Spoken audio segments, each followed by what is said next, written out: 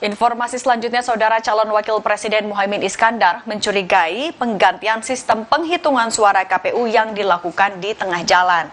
Caimin meminta hal ini dibongkar lewat hak angket DPR.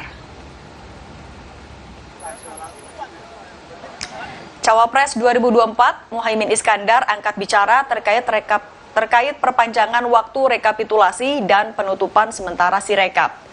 Muhaimin mengklaim seluruh rekapitulasi suara tingkat kecamatan hingga nasional seharusnya rampung sesuai jadwal.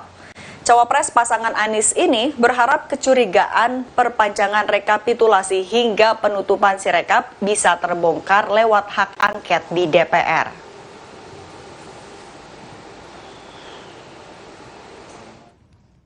Pokoknya kita harus curigai KPU terus. Semua schedule harus dipenuhi, karena kalau ada pengunduran penghitungan, pengunduran dan lain-lain, patut kita curigai. Pokoknya penundaan pergantian sistem di tengah jalan itu warning, lampu merah, harus kita curigai.